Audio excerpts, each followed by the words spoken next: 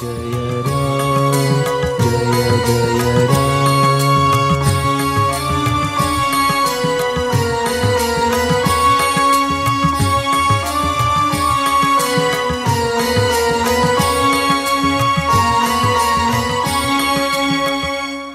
ಶ್ರೀ ಗುರುಭ್ಯೋ ನಮಃ.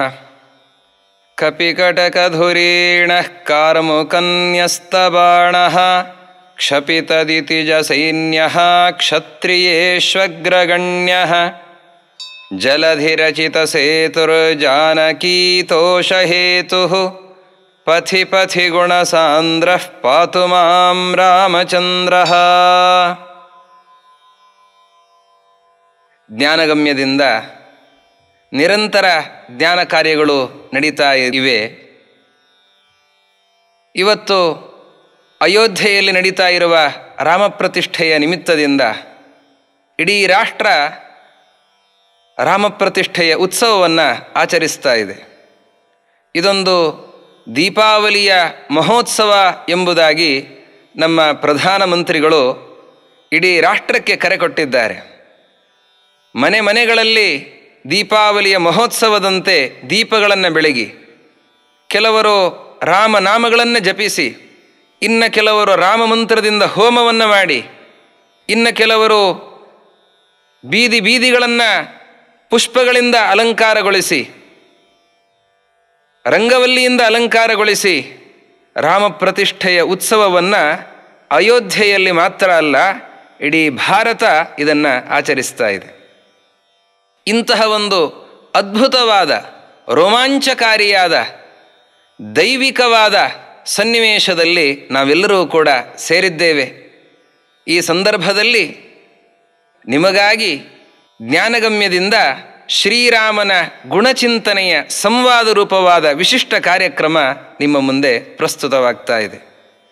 ಇವತ್ತು ನಮ್ಮೊಂದಿಗೆ ಬಹಳ ಯುವ ಪ್ರತಿಭೆ, ಯುವ ವಿದ್ವಾಂಸರು, ಐತರೇಯಾಚಾರ್ಯರು ಜೊತೆಯಲ್ಲಿ ಇದ್ದಾರೆ. ಒಳ್ಳೆಯ ವಾಗ್ಮಿಗಳು ಕೂಡ ಆಗಿದ್ದಾರೆ. ಅವರ ಜೊತೆಯಲ್ಲಿ ಇವತ್ತು ರಾಮ ಗುಣಚಿಂತನೆಯನ್ನು ಮಾಡೋಣ. ರಾಮ ರಾಜ್ಯವನ್ನು ಕಟ್ಟಬೇಕು ಅಂತನ್ನುವ ಆಲೋಚನೆಯಲ್ಲಿ ರಾಮ ರಾಜ್ಯದ ದೃಷ್ಟಿಕೋನದಿಂದ ಚಿಂತನೆಗಳನ್ನು ಹಲವು ರೀತಿಯಿಂದ ಮಾಡಿದ್ದಿದೆ. ಶ್ರೀರಾಮ ಅವನು ಆದರ್ಶ ಪುರುಷನಾಗಿದ್ದಾನೆ. ಅವನ ಗುಣಗಳನ್ನು ನಾವು ಅಳವಡಿಸಿಕೊಳ್ಳಬೇಕು ಅಂತನ್ನುವ ಭಾವನೆ ನಮ್ಮೆಲ್ಲರಿಗೂ ಕೂಡ ಇದೆ. ಹಾಗಾದರೆ ಶ್ರೀರಾಮಚಂದ್ರ ಎಂಥವನು? ಆದರ್ಶ ಗುಣಗಳು ಎಂಥವು? ಯಾವುದನ್ನು ನೋಡಿ ನಾವೆಲ್ಲರೂ ಕೂಡ ಆಕರ್ಷಿತರಾಗಿದ್ದೇವೆ? ರಾಮನಂತೆ ಇರಬೇಕು, ರಾಮಾದಿವದ್ ವರ್ತಿತವ್ಯಂ ನ ರಾವಣಾದಿವತ್, ರಾಮನಂತೆ ಇರಬೇಕೇ ಹೊರತಾಗಿ ರಾವಣನಂತೆ ಅಲ್ಲ ಅಂತನ್ನುವ ಮಾತು ಏನು ದೇಶದಲ್ಲೆಲ್ಲ ಗುಯಿಗುಟ್ಟುತ್ತಾ ಇದೆ. ಅದಕ್ಕೆ ಕಾರಣ ಏನು? ಅಂತಹ ರಾಮಚಂದ್ರನ ವ್ಯಕ್ತಿತ್ವ ಏನು? ಅದರ ಚಿಂತನೆಯನ್ನು ನಾವು ಮಾಡೋಣ. ಒಂದು ಪ್ರಸಂಗ.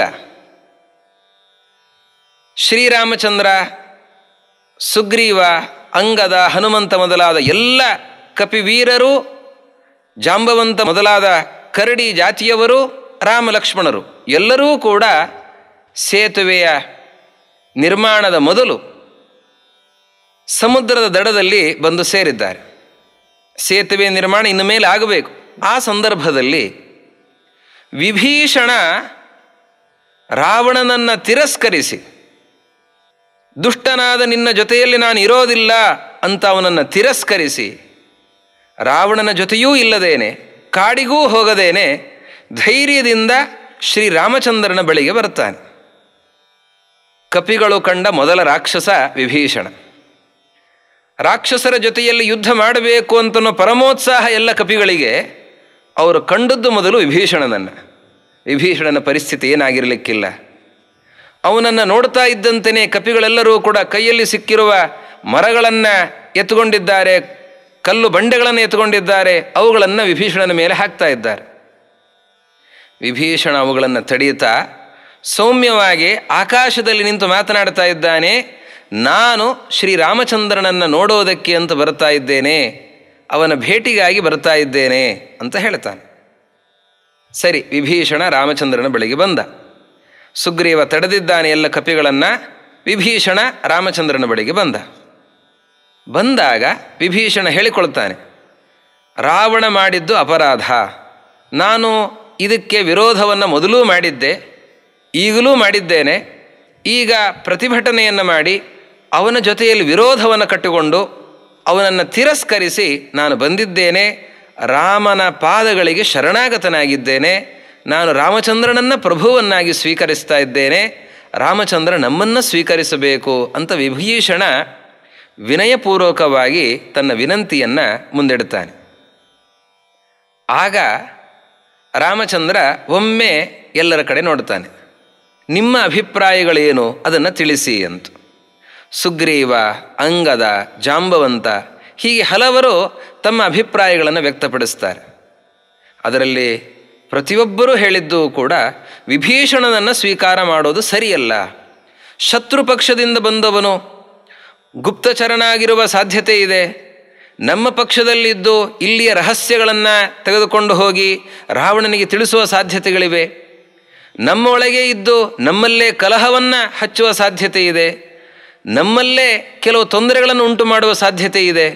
ಯಾವುದೇ ಕಾರಣಕ್ಕೂ ವಿಭೀಷಣನನ್ನು ಸ್ವೀಕಾರ ಮಾಡೋದು ಉಚಿತ ಅಲ್ಲ ಅನ್ನೋದೇ ಅವು ಎಲ್ಲರ ಅಭಿಪ್ರಾಯವೂ ಆಗಿತ್ತು. ಅದಕ್ಕೆ ಪ್ರತಿಯಾಗಿ ಮಾತನಾಡಿದ ವ್ಯಕ್ತಿ ಹನುಮಂತ. ಹನುಮಂತ ಹೇಳುವಂತಹ ಮಾತು, ನ ವಾದಾತ್ ನಾಪಿ ಸಂಘರ್ಷಾತ್ ನ ಆಧಿಕ್ಯಾತ್ ನ ಚ ಕಾಮತಃ ವಕ್ಷ್ಯಾಮಿ ವಚನಂ ರಾಜನ್ ಯಥಾರ್ಥಂ ರಾಮ ಗೌರವಾತ್.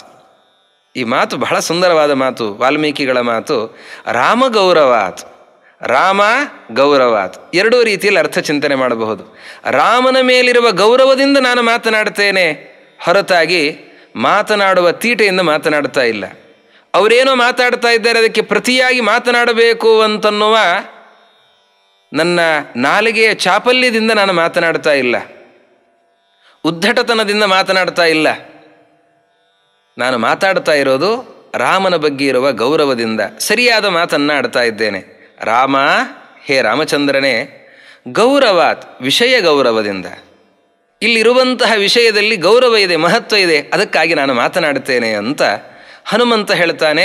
ರಾಮಚಂದ್ರ ಇವನನ್ನು ಸ್ವೀಕಾರ ಮಾಡೋದು ಸರಿ, ಇವನನ್ನು ನಾನು ಬಲ್ಲೆ, ಇವನು ಯೋಗ್ಯನಾಗಿದ್ದಾನೆ, ಇವನನ್ನು ಸ್ವೀಕಾರ ಮಾಡಿದರೆ ನಮಗೆ ಒಳ್ಳೆಯದಾಗತ್ತೆ ಹೊರತು ಕೆಟ್ಟದ್ದಾಗೋದಿಲ್ಲ. ನನ್ನನ್ನು ಸುಡಬೇಕು, ಕೊಲ್ಲಬೇಕು ಅಂತ ರಾವಣ ಹೊರಟಿದ್ರೆ ಆಗ ತಡೆದು ದೂತನನ್ನು ಕೊಲ್ಲಬಾರದು ಅಂತ ಧರ್ಮದ ಮಾತನ್ನು ಹೇಳಿದ ವ್ಯಕ್ತಿ ವಿಭೀಷಣ. ಧಾರ್ಮಿಕನಾದವನು, ಯೋಗ್ಯನಾದವನು, ಅವನನ್ನು ಸ್ವೀಕರಿಸೋದು ಉಚಿತ ಅಂತ ರಾಮಚಂದ್ರನ ಮುಂದೆ ಪ್ರಾರ್ಥನೆಯನ್ನು ಹನುಮಂತ ಮಾಡಿದಾಗ ರಾಮಚಂದ್ರ ಅಂತಾನೆ, ನಿಮ್ಮ ಎಲ್ಲರ ಮಾತುಗಳನ್ನು ನಾನು ಆಲಿಸಿದ್ದೇನೆ, ನಾನೊಂದು ಮಾತನ್ನು ಹೇಳ್ತೇನೆ ಕೇಳಿ. ಸ್ವೀಕಾರ ಮಾಡೋದು ಉಚಿತ ಅನುಚಿತ ಅಂತ ನೀವು ಹಲವು ರೀತಿಯಲ್ಲಿ ಮಾತನಾಡಿದ್ದೀರಿ. ಆದರೆ ನನ್ನ ಅಭಿಪ್ರಾಯ ಏನು ಅಂತಂದರೆ, ಸಕಲದೇವ ಪ್ರಪನ್ನಾಯ ತವಾಸ್ಮೀತಿ ಚ ಯಾಚತೆ ಅಭಯಂ ಸರ್ವಭೂತೇಭ್ಯಃ ದದಾಮ್ಯೇತತ್ ವ್ರತಂ ಮಮ. ಒಬ್ಬ ವ್ಯಕ್ತಿ ಒಮ್ಮೆ ನನ್ನ ಬಳಿಗೆ ಬಂದು, ನಿನಗೆ ನಾನು ಶರಣಾಗತನಾಗಿದ್ದೇನೆ, ನಿನ್ನ ಪಾದಕ್ಕೆ ಎರಗಿದ್ದೇನೆ, ನನ್ನನ್ನು ಸ್ವೀಕಾರ ಮಾಡು ಅಂತ ಹೇಳಿದರೆ, ಅವನು ಯಾರೇ ಆಗಿರಲಿ ಅವನನ್ನು ನಾನು ಸ್ವೀಕಾರ ಮಾಡ್ತೇನೆ, ಇದು ನನ್ನ ವ್ರತ ಅಂತನ್ನುವ ಮಾತನ್ನು ರಾಮಚಂದ್ರ ಹೇಳ್ತಾನೆ. ಎಂತಹ ಮಾತಿದು! ಈ ಮಾತನ್ನು ಹೇಳಿ ವಿಭೀಷಣನನ್ನು ಸ್ವೀಕಾರ ಮಾಡ್ತಾನೆ ರಾಮಚಂದ್ರ ಅಂತ. ಇಲ್ಲಿ ಅನೇಕ ಕ್ಲೇಶ ಪ್ರಸಂಗಗಳನ್ನೆಲ್ಲವನ್ನೂ ಕೂಡ ಹೇಳಿದಾಗಲೂ ರಾಮಚಂದ್ರ ಸ್ವೀಕಾರ ಮಾಡ್ತೇನೆ ಅಂತ ಹೇಳಿರೋದಕ್ಕೆ ಮುಖ್ಯ ಕಾರಣ ಏನು ಅಂತಂದರೆ, ಇದು ನನ್ನ ದೀಕ್ಷೆ, ನನ್ನ ವ್ರತ, ನನ್ನನ್ನು ನಂಬಿ ಬಂದವರನ್ನು ನಾನು ತಿರಸ್ಕರಿಸೋದಿಲ್ಲ. ಇಡೀ ಪ್ರಸಂಗ ರಾಮಚಂದ್ರನ ವಿವೇಕ ವಿಶ್ವಾಸಗಳನ್ನು ಎತ್ತಿ ಹಿಡಿದು ತೋರಿಸ್ತಾ ಇದೆ. ರಾಮಚಂದ್ರನ ವಿವೇಕ, ಯಾವ ಸಂದರ್ಭದಲ್ಲಿ ಹೇಗೆ ನಡೆದುಕೊಳ್ಳಬೇಕು ಅನ್ನುವ ವಿವೇಕ, ಅದರ ಜೊತೆಯಲ್ಲಿ ವಿಶ್ವಾಸ. ಇವತ್ತು ಬಂಧುಗಳಲ್ಲೇ ಗಂಡನಿಗೆ ಹೆಂಡತಿ ಮೇಲೆ ವಿಶ್ವಾಸ ಇಲ್ಲ, ಹೆಂಡತಿಗೆ ಗಂಡನ ಮೇಲೆ ವಿಶ್ವಾಸ ಇಲ್ಲ, ತಂದೆ ತಾಯಂದಿರಿಗೆ ಮಕ್ಕಳ ಮೇಲೆ ವಿಶ್ವಾಸ ಇಲ್ಲ. ಇಂತಹ ಸನ್ನಿವೇಶದಲ್ಲಿ ರಾಮನ ಆದರ್ಶವನ್ನು ನಾವು ಪಾಲಿಸಬೇಕು. ಶತ್ರು ಪಕ್ಷದಿಂದ ಒಬ್ಬ ಬಂದಿದ್ದಾನೆ, ಇವನನ್ನು ನಾನು ಸ್ವೀಕರಿಸ್ತೇನೆ, ಇವನ ಮೇಲೆ ನನಗೆ ನಂಬಿಕೆ ಇದೆ. ಈ ರಾಮಚಂದ್ರನ ಆ ವಿಶ್ವಾಸ ಪ್ರದರ್ಶನ ಏನಿದೆ, ಅದು ಕೇವಲ ಪ್ರದರ್ಶನ ಮಾತ್ರ ಅಲ್ಲ, ಅದು ಅಂತರಂಗದಲ್ಲಿ ಹಾಗೇ ಇದ್ದದ್ದು. ಯುದ್ಧ ಪ್ರಸಂಗಗಳಲ್ಲೂ ನಾವು ನೋಡ್ತೇವೆ. ಅಷ್ಟು ಮಾತ್ರ ಅಲ್ಲ, ಸ್ವೀಕಾರ ಮಾಡಿದ್ದು ಮಾತ್ರ ಅಲ್ಲ, ಅವನನ್ನು ಅಲ್ಲೇ ಕೂಡಿಸಿ ಅವನಿಗೆ ಪಟ್ಟಾಭಿಷೇಕವನ್ನೇ ಮಾಡ್ತಾನೆ. ಲಂಕೆಯ ಅಧಿಪತಿಯನ್ನಾಗಿ ನಾನು ಇವತ್ತೇ ನಿನಗೆ ಪಟ್ಟಾಭಿಷೇಕ ಮಾಡಿದ್ದೇನೆ, ರಾವಣ ಮರಣವನ್ನು ಹೊಂದೋದು ಖಚಿತ, ನೀನು ರಾಜನಾಗೋದು ನಿಶ್ಚಿತ ಅಂತನೋ ಮಾತನ್ನು ರಾಮಚಂದ್ರ ಹೇಳ್ತಾನೆ. ಇದು ರಾಮನ ವ್ಯಕ್ತಿತ್ವ. ಎಂತಹ ವ್ಯಕ್ತಿತ್ವ! ಅವನು ಶತ್ರು ಪಕ್ಷದವನು, ರಾಕ್ಷಸ ಕುಲದವನು. ಆಹಾರ ಎಂಥದ್ದು? ರಾಕ್ಷಸರ ಆಹಾರ, ಅವರ ಜಾತಿಯವನು.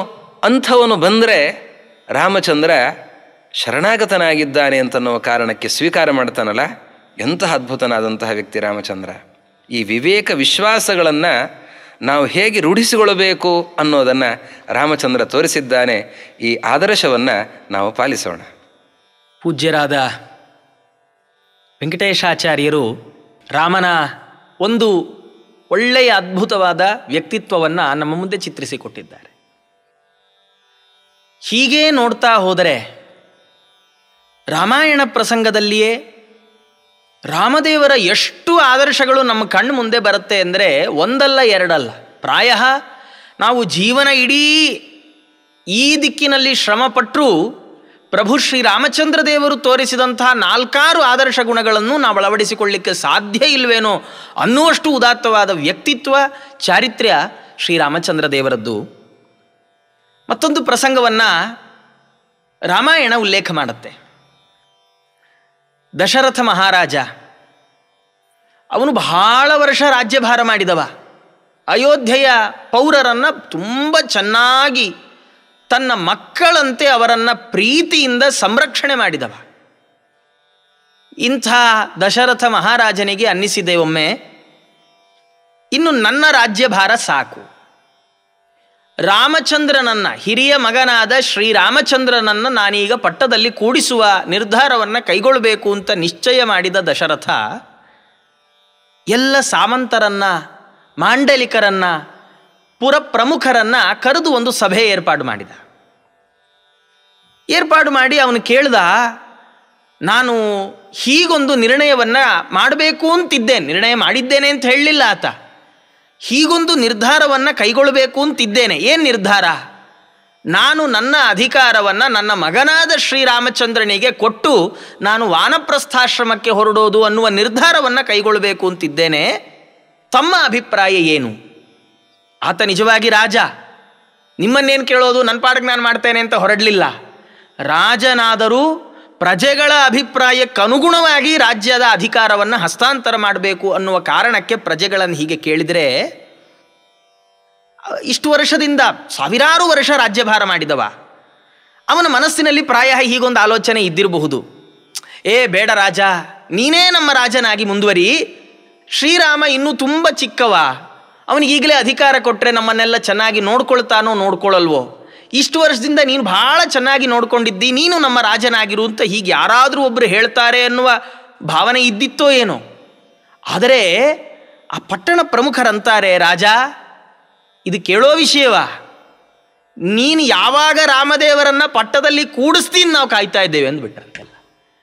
ರಾಮ ಅವನನ್ನು ಸಿಂಹಾಸನದ ಮೇಲೆ ಕೂಡಿಸ್ಲಿಕ್ಕೆ ನಿಂದೇ ತಡ, ನಾವೆಲ್ಲ ನಮ್ಮ ಹೃದಯ ಸಿಂಹಾಸನದಲ್ಲಿ ಶ್ರೀರಾಮನನ್ನು ಯಾವತ್ತೂ ಅಯೋಧ್ಯೆಯ ರಾಜನನ್ನಾಗಿ ಪಟ್ಟಾಭಿಷೇಕ ಮಾಡಿಕೊಂಡು ಬಿಟ್ಟಿದ್ದೇವೆ, ತಡ ಮಾಡ್ತಿರೋದು ನೀನು ಅಂದ್ರಂತ.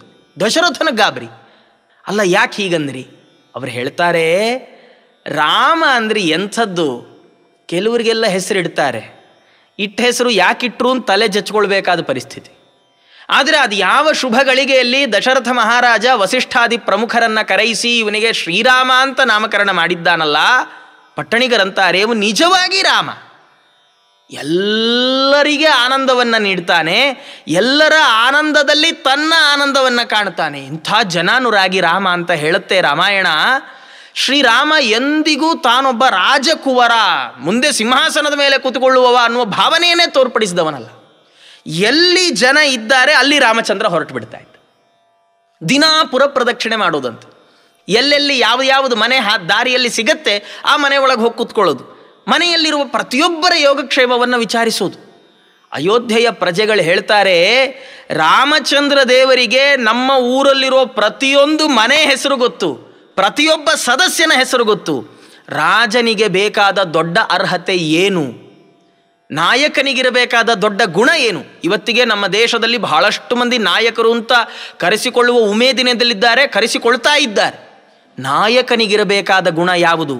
ಎಂತಹವನು ನಾಯಕನಾಗಿದ್ದರೆ ನಮ್ಮ ರಾಷ್ಟ್ರ ಸುಭಿಕ್ಷವಾಗಿರುತ್ತೆ, ಎಂತಹವನು ಮುನ್ನಡೆಸುವ ತಾಕತ್ತನ್ನು ಹೊಂದಿದ್ರೆ ಆ ಎಲ್ಲ ಕುಟುಂಬ, ರಾಜ್ಯ, ರಾಷ್ಟ್ರಗಳು ಸುಭಿಕ್ಷವಾಗಿರುತ್ತೆ ಅಂದರೆ ರಾಮಾಯಣ ತೋರಿಸಿಕೊಡುತ್ತೆ.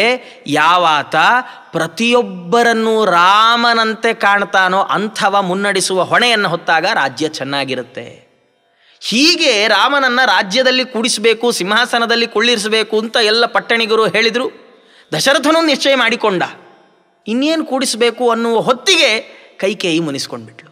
ಮಂಥರೆಯ ಕೆಟ್ಟ ಮಾತಿಗೆ ಕಿವಿ ಕೊಟ್ಟ ಕೈಕೇಯಿ ಮಂಥರೆಯ ಮಾತನ್ನೇ ಸತ್ಯ ಅಂತ ನಂಬಿ ತಾನು ದಶರಥ ಮಹಾರಾಜನ ಬಳಿ 2 ವರ ಕೇಳಿಬಿಟ್ಲು. ರಾಮಚಂದ್ರ ದೇವರ ವನವಾಸ, ಭರತನ ರಾಜ್ಯಾಭಿಷೇಕ. ದಶರಥ ಪ್ರಜ್ಞೆ ತಪ್ಪಿ ಬಿದ್ದ. ಕೈಕೇಯಿಯೇ ರಾಮದೇವರಿಗೆ ಹೇಳಿ ಕಳಿಸಿದ್ಲಂತೆ. ರಾಮಚಂದ್ರ ದೇವರು ಬಂದಿದ್ದಾರೆ ಕೋಪಗ್ರಹಕ್ಕೆ. ಬಂದರೆ ಚಿಕ್ಕಮ್ಮ ನಿಂತಿದ್ದಾಳೆ, ತಂದೆ ಪ್ರಜ್ಞೆ ತಪ್ಪಿ ಬಿದ್ದಿದ್ದಾನೆ, ತಂದೆಯ ಕಣ್ಣಿಂದ ನೀರು ಹರಿದ ಗುರುತಿದೆ. ರಾಮದೇವರು ಕೇಳಿದ್ರಂತೆ, ಅಮ್ಮ ಏನಾಯಿತು? ಆಕೆ ಅಂದ್ಲು, ನಿಮ್ಮಪ್ಪ ಒಂದು ವರ ಕೊಡ್ತೇನೆ ಅಂತ ಹೇಳಿ ಕೊಡ್ಲಿಕ್ಕಾಗದೆ ಒದ್ದಾಡ್ತಾ ಇದ್ದಾನೆ, ಸಿಕ್ಕಾಕೊಂಡ್ಬಿಟ್ಟಿದ್ದಾನೆ. ಯಾಕೆಂದರೆ ನೀನು ನಡೆಸ್ತೀಯೋ ಇಲ್ಲೋ ಅಂತ ಭಯ ಇದೆ ನಿಮ್ಮ ತಂದೆಗೆ. ರಾಮದೇವರು ಕೇಳಿದ್ರಂತ, ಅಂಥ ವರ ಯಾವುದು? ಕೈಕೇಯಿ ಹೇಳಿದ್ಲು, ನೀನು ಕಾಡಿಗೆ ಹೋಗಬೇಕು, ನನ್ನ ಮಗ ಭರತ ರಾಜನಾಗಬೇಕು. ರಾಮದೇವರಂತಾರೆ, ಅಮ್ಮ ಇದಕ್ಕಾಗಿ ಸುಮ್ಮನೆ 2 ವರ ಯಾಕೆ ವ್ಯರ್ಥ ಮಾಡಿಕೊಂಡಿ ಅಂದ್ರಂತವ್ರು. ಹಿಂದಿನ ದಿವಸ ಮರುದಿನ ಪಟ್ಟಾಭಿಷೇಕ ಇರುವ ಕಾರಣದಿಂದ ವಸಿಷ್ಠಾದಿಗಳ ಆಜ್ಞೆಯಂತೆ ರಾಮಚಂದ್ರ ದೇವರು ಪಟ್ಟದ ಅರಸಿಯಾಗಿ ಕೂಡಲಿರುವ ಸೀತಾದೇವಿಯರು ಉಪವಾಸ ಪರರಾಗಿದ್ದಾರೆ. ಇನ್ನು ಮರುದಿನ ಸೂರ್ಯೋದಯ ಆದರೆ ಪಟ್ಟಾಭಿಷೇಕ ನಿಶ್ಚಿತ. ಇಡೀ ಊರೇ ಸಿಂಗಾರಗೊಂಡಿದೆ. ಶ್ರೀರಾಮಚಂದ್ರ ದೇವರ ಪ್ರತಿಷ್ಠೆ ಅನ್ನುವಾಗಲೇ ದೇಶ ಇಷ್ಟು ಸಿಂಗಾರಗೊಂಡಿದೆ ಅನ್ನುವಾಗ ಸಾಕ್ಷಾತ್ ಪ್ರಭು ಶ್ರೀರಾಮಚಂದ್ರ ಪಟ್ಟದ ಅಧಿಕಾರದಲ್ಲಿ ಕೂತ್ಕೊಳ್ತಾನೆ ಅಂದರೆ ಹೇಗೆ ಊರೆಲ್ಲ ಸಿಂಗಾರಗೊಂಡಿರಬೇಡ, ಜನರ ಮನಸ್ಸಿನ ಭಾವನೆ ಎಷ್ಟು ಚಂದ ಇರಬೇಡ.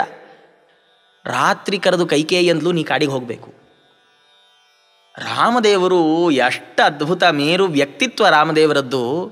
ಒಂದು ಸುಭಾಷಿತ ಹೇಳುತ್ತೆ, ಉತ್ತಮರ ಮನಸ್ಥಿತಿ ಹೇಗಿರುತ್ತೆ ಅಂದರೆ ವಜ್ರಾದಪಿ ಕಠೋರಾಣಿ ಮೃದೂನಿ ಕುಸುಮಾದಪಿ. ಇಲ್ಲಿಯವರೆಗೆ ರಾಮಚಂದ್ರ ದೇವರ ಆರ್ಥ ಪರಿತ್ರಾಣ ಅನ್ನುವ ಗುಣವನ್ನು ತಾವೆಲ್ಲ ಕಂಡ್ರಿ. ಆದರೆ ಈಗ ರಾಮಚಂದ್ರ ದೇವರ ಗುಣ ಎಂಥದ್ದು ಅಂದರೆ, ಮರುದಿನ ಬೆಳಗಿನ ಜಾವ ಆತ ಇಡೀ ಅಯೋಧ್ಯೆಯ ಅರಸನಾಗಲಿಕ್ಕೆ ಹೊರಟಂಥ ರಾಮ ಹೆತ್ತಮ್ಮ ಅಲ್ಲ, ಚಿಕ್ಕಮ್ಮ. ಆಕೆ ಕಾಡಿಗೆ ಹೋಗು ಅಂದರೆ ರಾಮಚಂದ್ರ ದೇವರಂತಾರೆ, ನೀನು ಹೇಳಿದ ಹಾಗೆ ನಡೀತೇನೆ ಅಂತ ತಲೆಬಾಗಿ ಕಾಡಿಗೆ ಹೊರಟುಬಿಟ್ರು. ಪ್ರಜೆಗಳ ಪರಿಸ್ಥಿತಿಯನ್ನು ಹೇಳ್ತಾರೆ. ರಾಮದೇವರಿಗೆ ತಿರುಗು ಬೀಳುವೆ ಎಲ್ಲ ಅವಕಾಶ ಇತ್ತು. ತಂದೆ ದಶರಥ ವೃದ್ಧನಾಗಿದ್ದ. ಇಡೀ ಪಟ್ಟಣಿಗರ ಸಹಕಾರ ರಾಮದೇವರಿಗಿತ್ತು. ಅದು ಹೇಳುತ್ತೆ, ಅಯೋಧ್ಯೆಯಲ್ಲಿ ತುಂಬ ವರ್ಷಗಳ ಮೇಲೆ ಒಂದು ಹೆಂಗಸಿಗೆ ಮಗು ಆಯ್ತತ್ತು. ರಾಮದೇವರು ಕಾಡಿಗೆ ಹೋಗುವ ಪ್ರಸಂಗದಲ್ಲಿ ಆ ಹೆಂಗಸು ಮಗುವನ್ನು ಬಾಯಿಗೆ ಬಂದಾಗ ಬೈದ್ಲಂತೆ. ಅವಳು ಖುಷಿ ಆಗಲಿಲ್ಲ. ನಾಭ್ಯನಂದತ ಅನ್ನತ್ತೆ ರಾಮಾಯಣ. ಯಾಕೆ? ಆಕೆ ಅಂತಾಳು, ಎಂಥ ದರಿದ್ರ ಗಳಿಗೆಯಲ್ಲಿ ಹುಟ್ಟುಬಿಟ್ಟು, ನೀನು ಹುಟ್ಟಿದ ಗಳಿಗೆಯಲ್ಲಿ ನಮ್ಮ ಶ್ರೀರಾಮ ಕಾಡಿಗೆ ಹೊರಟುಬಿಟ್ಟ. ಇಷ್ಟು ಭಾವನಾತ್ಮಕವಾಗಿ ಪ್ರಜೆಗಳನ್ನು ಕಟ್ಟಿ ಹಾಕಿದರೂ ರಾಮದೇವರು ಅದರ ಕೆಟ್ಟ ಪರಿಣಾಮವನ್ನು ಅವರು ತಾವು ಸ್ವೀಕಾರ ಮಾಡಲಿಲ್ಲ. ತಾವು ತಂದೆಗೆ ಕೊಟ್ಟ ಮಾತಿನಂತೆ ಕಾಡಿಗೆ ಹೊರಟುಬಿಟ್ರು. ರಾಮದೇವರ 2 ಆದರ್ಶಗಳನ್ನು ನಾವಿಲ್ಲಿ ಕಾಣಬಹುದು. ಒಂದು ರಾಮದೇವರ ಪ್ರಜಾನುರಾಗ, ಎರಡನೇದ್ದು ರಾಮದೇವರಿಗೆ ಇದ್ದಂತಹ ಮನೋದಾರ್ಢ್ಯ. ನಮ್ಮ ಜೀವನದಲ್ಲಿ ತುಂಬ ಇಂಥ ಘಟನೆಗಳು ಬಂದುಬಿಡುತ್ತೆ, ಸಾಕು ಜೀವನ ಅನ್ನಿಸ್ಬಿಡುತ್ತೆ. ಒಮ್ಮೆ ರಾಮದೇವರ ನೆನೆಸ್ಕೊಂಡು, ರಾಮದೇವರಿಗೆ ಬಂದಂಥ ಕಷ್ಟ ನಮಗೆ ಬಂದದ್ದಲ್ವೇ ಅಲ್ಲ, ರಾಮದೇವರು ಎದುರಿಸಿದಂತೆ ರಾಮದೇವರ ಭಕ್ತರಾಗಿ ನಾವು ಎದುರಿಸಿದ್ದೇ ಹೌದಾದರೆ ನಮ್ಮ ಜೀವನ ರಾಮದೇವರಿಗೆ ಅಂಕಿತವಾಗುತ್ತೆ, ಅದು ಸಾರ್ಥಕವಾಗುತ್ತೆ ಅನ್ನುವ ಈ ಆದರ್ಶಗಳನ್ನು ನಾವು ಈ ಕಥೆಯಿಂದ ಕಾಣಬಹುದು ಅಂತ ಅನ್ನಿಸುತ್ತೆ. ಪ್ರಜೆಗಳ ಜೊತೆಯಲ್ಲಿ ರಾಮಚಂದ್ರನ ಸಂಬಂಧ ಎಷ್ಟು ಚೆನ್ನಾಗಿತ್ತು, ಪ್ರಜೆಗಳನ್ನು ಎಷ್ಟು ಪ್ರೀತಿಸ್ತಾ ಇದ್ದ ಶ್ರೀರಾಮಚಂದ್ರ ಅನ್ನುವ ಸುಂದರವಾದ ಚಿತ್ರಣವನ್ನು ಈಗ ಐತರೇಯಾಚಾರ್ಯರು ಮಾಡಿಕೊಟ್ಟಿದ್ದಾರೆ. ತನ್ನ ಪ್ರಜೆಗಳ ಜೊತೆ ಮಾತ್ರ ರಾಮಚಂದ್ರ, ಅದು ಮೀಸಲಾಗಿದ್ದಂತಹ ಪ್ರೀತಿಯಲ್ಲ. ರಾಮಚಂದ್ರನ ಹೃದಯ ಎಷ್ಟು ವಿಶಾಲ ಅಂತಂದರೆ, ಎಲ್ಲ ಪ್ರಾಣಿಗಳ ಜೊತೆಯಲ್ಲಿಯೂ ಅಂತಹ ಪ್ರೀತಿಯನ್ನು ಹಂಚಿಕೊಂಡು ತನ್ನ ಸ್ನೇಹವನ್ನು ರಾಮಚಂದ್ರ ಅಭಿವ್ಯಕ್ತಿಗೊಳಿಸಿಕೊಂಡು ಅಷ್ಟು ಚೆನ್ನಾಗಿ ಇದ್ದ. ಕಾಡಿನಲ್ಲಿ ರಾಮಚಂದ್ರ ಸಂಚರಿಸಿದ ಅನೇಕ ಸಂದರ್ಭಗಳನ್ನು ನಾವು ಕಾಣುತ್ತೇವೆ. ಕಾಡಿನಲ್ಲಿರುವ ಪ್ರಾಣಿಗಳ ಜೊತೆಯಲ್ಲಿ ರಾಮಚಂದ್ರನ ಬಾಂಧವ್ಯ ಹೇಗಿತ್ತು ಅನ್ನೋದನ್ನು ರಾಮಾಯಣ ನಮಗೆ ಚಿತ್ರಿಸುತ್ತೆ. ಒಂದು ಘಟನೆಯನ್ನು ನಾವು ಮೆಲುಕು ಹಾಕೋದು ಅಂತಂದರೆ ಜಟಾಯುವಿನ ಪ್ರಸಂಗ. ಜಟಾಯು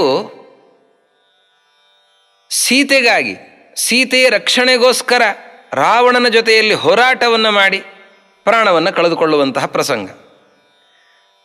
ಜಟಾಯುವಿಗೆ ಚೆನ್ನಾಗಿ ರಾವಣ ಖಡ್ಗದಿಂದ ಪೆಟ್ಟನ್ನು ಹಾಕಿದ್ದಾನೆ. ಶರೀರ ಜರ್ಜರಿತವಾಗಿದೆ, ರಕ್ತ ಸುರಿತಾ ಇದೆ, ಮೈಯೆಲ್ಲ ರಕ್ತದಿಂದ ಒದ್ದೆ ಆಗಿದೆ. ರೆಕ್ಕೆಗಳು ಕತ್ತರಿಸಿ ಮೇಲಿನಿಂದ ಜಟಾಯು ಬಿದ್ದಿದ್ದಾನೆ. ಬಿದ್ದರೂ ಪ್ರಾಣ ಉಳಿಸಿಕೊಂಡಿದ್ದಾನೆ. ರಾಮ ಬರ್ತಾನೆ. ರಾಮನಿಗೆ ಈ ವಾರ್ತೆಯನ್ನು ಹೇಳಬೇಕು.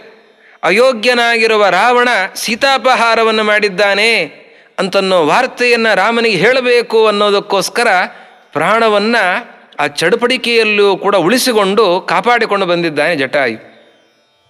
ಆ ಹೊತ್ತಿಗೆ ಸರಿಯಾಗಿ ಸೀತಾನ್ವೇಷಣೆಯನ್ನು ಮಾಡಿಕೊಂಡು ರಾಮಲಕ್ಷ್ಮಣರು ಅಲ್ಲಿಗೆ ಬರ್ತಾರೆ. ಬಂದಾಗ ಜಟಾಯುವಿಗೆ ಮರುಭೂಮಿಯಲ್ಲಿ ನೀರು ಸಿಕ್ಕಂತಾಗತ್ತೆ, ಅಮೃತ ಸಿಕ್ಕಂತಾಗತ್ತೆ. ರಾಮ ದರ್ಶನ ಆಯಿತು. ಮೈಯೆಲ್ಲ ಗಾಯ ಆಗಿದೆ. ಆ ಸಂದರ್ಭದಲ್ಲಿಯೂ ಕೂಡ ರಾಮನ ದರ್ಶನ ಆಯ್ತಲ್ಲ, ಸಂತೋಷ ಆಗುತ್ತೆ ಜಟಾಯುವಿಗೆ. ರಾಮ ರಾಮ ಅಂತಾನೆ. ನನ್ನನ್ನು ಕರಿತಾ ಇರೋರು ಯಾರು ಅಂತ ರಾಮಚಂದ್ರ ನೋಡಿದರೆ ಅಲ್ಲೇ ಜಟಾಯು ಬಿದ್ದಿದ್ದಾನೆ. ಜಟಾಯು ಬಿದ್ದಾಗ ಮೈಯೆಲ್ಲ ಗಾಯ ಆಗಿದೆ. ಅದನ್ನು ನೋಡ್ತಾ ಇದ್ದಂತೆಯೇ ರಾಮಚಂದ್ರ ಬಳಿಯಲ್ಲಿ ಧಾವಿಸ್ತಾನೆ, ಓಡಿ ಹೋಗ್ತಾನೆ. ಹತ್ತಿರ ಹೋಗಿ ತೊಡೆ ಮೇಲೆ ಆ ಜಟಾಯುವನ್ನು ತೊಡೆ ಮೇಲೆ ಎತ್ಕೊಳ್ತಾನೆ ರಾಮಚಂದ್ರ. ಮೈಯೆಲ್ಲ ರಕ್ತ ಸಿಗ್ತಾ ಇದೆ, ರಕ್ತ ಹರಿದು ಹೋಗ್ತಾ ಇದೆ. ಅಂತಹ ಜಟಾಯುವನ್ನು ತನ್ನ ತೊಡೆ ಮೇಲೆ ಏರಿಸಿಕೊಳ್ತಾನೆ ರಾಮಚಂದ್ರ. ಇದು ರಾಮಚಂದ್ರನ ಪ್ರೀತಿ. ಎಲ್ಲೋ ವಾಹನ ಅಪಘಾತ ಆಗಿದೆ ಅಂತಂದರೆ ಅಲ್ಲಿ ದೂರದಲ್ಲಿ ಅಪಘಾತ ಆದದ್ದನ್ನು ನೋಡಿ ದಾರಿ ತಪ್ಪಿ ನಾವು ಬೇರೆ ಕಡೆಯಿಂದ ಹೋಗ್ತೇವೆ. ಯಾಕೆ? ನಾವು ಮತ್ತೆ ಅದರಲ್ಲಿ ಸಿಕ್ಕಾಕ್ಕೊಳ್ಬಾರ್ದು ಅಂತ. ರಾಮಚಂದ್ರ ಅವನೇ ಸ್ವತಃ ಅಲ್ಲಿಗೆ ಹೋಗಿ ಜಟಾಯುವನ್ನು ಎತ್ತಿ ತನ್ನ ತೊಡೆ ಮೇಲೆ ಮಲಗಿಸಿಕೊಂಡು ಸಾಂತ್ವನಗೊಳಿಸ್ತಾನೆ, ನೀರು ಕುಡಿಸ್ತಾನೆ, ಸಮಾಧಾನ ಮಾಡ್ತಾನೆ. ಜಟಾಯು ಅಂತಾನೆ, ಸೀತೆಯನ್ನು ರಾವಣ ಕದ್ದು ಹೋಗಿದ್ದಾನೆ. ಹೌದಾ, ಏನಾಯಿತು? ಅದನ್ನೆಲ್ಲವನ್ನೂ ಕೂಡ ಹೇಳು, ನಾನು ಸೀತೆಯನ್ನು ಹುಡುಕೊಂಡು ಬಂದಿದ್ದೇನೆ ಅಂತ ರಾಮ ಎಲ್ಲವನ್ನೂ ಕೂಡ ಕೇಳ್ತಾನೆ. ಜಟಾಯು ಕಷ್ಟದಲ್ಲೇ ಆ ಎಲ್ಲ ಘಟನೆಗಳನ್ನು, ತನಗೂ ರಾವಣನಿಗೂ ಆದ ಯುದ್ಧ ಪ್ರಸಂಗವನ್ನು ಎಲ್ಲವನ್ನೂ ಕೂಡ ವಿವರಿಸ್ತಾನೆ. ಅದನ್ನು ಕೇಳಿದ ಮೇಲೆ ರಾಮನಿಗೆ ಬಹಳ ಬೇಸರ ಆಗತ್ತೆ. ಅಲ್ಲ ಜಟಾಯು, ನನಗೋಸ್ಕರ ಸೀತೆಗಾಗಿ ನೀನು ಎಷ್ಟು ಪೆಟ್ಟುಗಳನ್ನು ತಿಂದಿದ್ದೀಯಾ, ಎಷ್ಟೆಲ್ಲ ನೋವುಗಳನ್ನು ಅನುಭವಿಸಿದ್ದೀಯಾ ಅಂತಾನೆ ರಾಮಚಂದ್ರ. ನಾವು ಅನೇಕ ರಾಜರನ್ನು, ಮಂತ್ರಿಗಳನ್ನು ನೋಡ್ತೇವೆ. ನಮಗೋಸ್ಕರ ಜನ ಕಷ್ಟಪಡುತ್ತಾರೆ ಅಂತಂದರೆ ಅದು ಅವರ ಧರ್ಮ, ನಮ್ಮಿಂದ ಅವರಿಗೆ ಲಾಭ ಇದೆ, ಆದ್ದರಿಂದ ಹಾಗೆ ಮಾಡ್ತಾರೆ, ಮಾಡಲಿ ಬಿಡು ಅಂತನ್ನುವ ಭಾವನೆಯನ್ನು ಕಾಣುತ್ತೇವೆ ಹೊರತಾಗಿ ಆ ಕಷ್ಟಕ್ಕೆ ಸ್ಪಂದಿಸುವ ಮನೋಭಾವವನ್ನು ಹಿರಿಯರಲ್ಲಿ, ಅಧಿಕಾರಿಗಳಲ್ಲಿ ನಾವು ಕಾಣೋದಿಲ್ಲ. ರಾಮಚಂದ್ರ ಅಧಿಕಾರಿಯಾಗಿದ್ದ, ಸಿಂಹಾಸನದಲ್ಲಿ ಕೂಡಬೇಕಾದವನು ಕಾಡಿಗೆ ಬಂದಿದ್ದ. ಅವನು ಎಲ್ಲರ ಹೃದಯ ಸಿಂಹಾಸನವನ್ನು ಮೊದಲೇ ಅಲಂಕರಿಸಿದ್ದ. ಅವನು ಯಾವತ್ತೂ ಅಹಂಕರಿಸಲೇ ಇಲ್ಲ. ಅವನು ಸಿಂಹಾಸನವನ್ನು ಅಲಂಕರಿಸಿದವನೇ ಹೊರತು ಅಹಂಕರಿಸಿದವನಲ್ಲ. ಅಂಥವನು ರಾಮಚಂದ್ರ. ಎಷ್ಟು ಪ್ರೀತಿ, ಎಷ್ಟು ಸೌಜನ್ಯ ರಾಮಚಂದ್ರನದ್ದು. ತಲೆ ಸವರುತ್ತಾನೆ. ಆ ಗಾಯ ಪರಿಹಾರ ಆಗತ್ತಾ ಅಂತ ಅದಕ್ಕೆ ಉಪಶಮನದ ಆ ದಾರಿಯನ್ನು ನೋಡ್ತಾ ಇದ್ದಾನೆ, ಅದನ್ನೆಲ್ಲವನ್ನು ಮಾಡ್ತಾನೆ. ಕೊನೆಗೆ ಹಾಗೆ ಹೇಳ್ತಾ ಹೇಳ್ತಾ ಆ ಜಟಾಯು ಕೊನೆ ಉಸಿರನ್ನು ಎಳಿತಾನೆ. ಕೊನೆ ಉಸಿರು ಎಳೆದ ಮೇಲಿನ ಘಟನೆಯನ್ನು ನೋಡಬೇಕು. ಕೊನೆ ಉಸಿರು ಎಳೆದ ಮೇಲೆ ಆಯಿತು, ಜಟಾಯುವನ್ನು ಕಷ್ಟಪಟ್ಟಿದ್ದ, ಆಯಿತು ನಡಿ ಮುಂದಕ್ಕೆ ಹೋಗೋಣ, ಈ ಮಾತನ್ನು ನಾವು ನಿರೀಕ್ಷಿಸ್ತೇವೆ, ಉಳಿದವರಲ್ಲಿ ಹಾಗೆ ನೋಡ್ತೇವೆ, ನಮ್ಮನ್ನೂ ಕೂಡ ಸೇರಿ. ಆದರೆ ರಾಮಚಂದ್ರ ಆಗ ಆತ್ಮೀಯ ಬಂಧು ಮರಣವನ್ನು ಹೊಂದಿದರೆ ಯಾವ ರೀತಿಯ ದುಃಖ ನಮಗಾಗತ್ತೋ ಅದಕ್ಕಿಂತ ಹೆಚ್ಚು ವಿಲಾಪವನ್ನು ಮಾಡ್ತಾ ಇದ್ದಾನೆ. ರಾಮನ ಒಂದು ಮಾತು ವಾಲ್ಮೀಕಿಗಳು ಹೇಳ್ತಾರೆ, ಸೀತಾಹರಣಜಂ ದುಃಖಂ ನಮೇ ಸೌಮ್ಯ ತಥಾಗತಂ ಯಥಾ ವಿನಾಶೋ ಗೃಧ್ರಸ್ಯ ಮತ್ಕೃತೆ ಚ ಪರಂತಪ. ಲಕ್ಷ್ಮಣ, ಸೀತೆಯನ್ನು ರಾವಣ ಕದ್ದುಕೊಂಡು ಹೋಗಿದ್ದಾನೆ ಅಂತ ಗೊತ್ತಾಯಿತು. ಸೀತೆಯ ಅಪಹಾರ ಆದಾಗ ನನಗಷ್ಟು ದುಃಖ ಆಗಿರಲಿಲ್ಲ. ರಾವಣನೇ ಕದ್ಕೊಂಡು ಹೋಗಿದ್ದಾನೆ ಅಂತನ್ನೋ ವಾರ್ತೆ ಅದು ನನ್ನ ಕಿವಿಗೆ ಬಿದ್ದಾಗಲೂ ಕೂಡ ಅಷ್ಟು ದುಃಖ ಆಗಲಿಲ್ಲ. ಈ ಜಟಾಯು ನನಗೋಸ್ಕರ ಪ್ರಾಣವನ್ನು ಕಳೆದುಕೊಂಡಿದ್ದಾನಲ್ಲ, ನನಗೆ ಅದಕ್ಕೆ ದುಃಖ ಆಗ್ತಾ ಇದೆ. ಇದು ರಾಮಚಂದ್ರನ ಮಾತು. ಎಂತಹ ಸ್ನೇಹ, ಎಂತಹ ಪ್ರೀತಿ! ರಾಮಚಂದ್ರ ಈ ಮಾತನ್ನು ಹೇಳಿದ್ದು ಮಾತ್ರ ಅಲ್ಲ, ಆ ಜಟಾಯುವಿಗೆ ಅದೊಂದು ಪಕ್ಷಿ, ಅದು ತನ್ನ ಪ್ರಜೆಯಲ್ಲ, ತನ್ನ ಬಂಧುವಲ್ಲ, ತನ್ನ ಊರಿನ ಜನ ಅಲ್ಲ, ತನಗೆ ಪರಿಚಿತನಾದಂತಹ ವ್ಯಕ್ತಿ ಅಂತಲ್ಲ, ಮಾನವ ಕುಲಕ್ಕೆ ಸೇರಿದವನಲ್ಲ, ಅದೊಂದು ಪಕ್ಷಿ. ಆ ಪಕ್ಷಿಗೆ ಅಂತ್ಯ ಸಂಸ್ಕಾರವನ್ನು ಮಾಡಿ ಅದಕ್ಕೆ ತಿಲತರ್ಪಣಾದಿಗಳನ್ನು ಕೊಟ್ಟು ರಾಮಚಂದ್ರ ಹೋಗ್ತಾನೆ. ಇದು ರಾಮಚಂದ್ರನ ವ್ಯಕ್ತಿತ್ವ. ಸರ್ವಭೂತ ದಯ, ಎಲ್ಲ ಪ್ರಾಣಿಗಳಲ್ಲಿಯೂ ಕೂಡ ದಯೆಯನ್ನು ತೋರಿಸ್ತಾ ಇದ್ದವನು ರಾಮಚಂದ್ರ. ಅದು ಅವನ ಜೀವನದಲ್ಲಿ ರೂಢಿಸಿಕೊಂಡು ಬಂದಿರುವಂತಹ ವಿಷಯವಾಗಿತ್ತು. ಅಂತಹ ಮಹಾಗುಣವಂತನಾದಂಥವನು ರಾಮಚಂದ್ರ. ಆ ರಾಮಚಂದ್ರನ ಈ ಗುಣ ಚಿಂತನೆಯನ್ನು ಮಾಡಿ ನಾವು ಎಲ್ಲರನ್ನೂ ಕೂಡ ಪ್ರೀತಿಸುವಂತಾಗಬೇಕು, ಎಲ್ಲರ ಜೊತೆ ಸ್ನೇಹದಿಂದ ಬಾಳುವಂತಾಗಬೇಕು. ಅಂತಹ ರಾಮಚಂದ್ರನ ಗುಣಚಿಂತನೆಯನ್ನು ಮಾಡೋಣ. ಆಚಾರ್ಯರು ಶ್ರೀರಾಮಚಂದ್ರ ತಾನು ಉಳಿದ ಬರೀ ಮನುಷ್ಯರಲ್ಲ, ತನ್ನ ಊರಿನವರು, ತನ್ನ ಬಾಂಧವರು ಅಷ್ಟೇ ಅಲ್ಲ, ಮನುಷ್ಯರೇ ಅಲ್ಲ, ಯಾವುದೋ ಹದ್ದು, ಈ ಹದ್ದಿಗೂ ಏನೂ ಸಂಬಂಧವೂ ಇಲ್ಲ ರಾಮದೇವರಿಗೆ.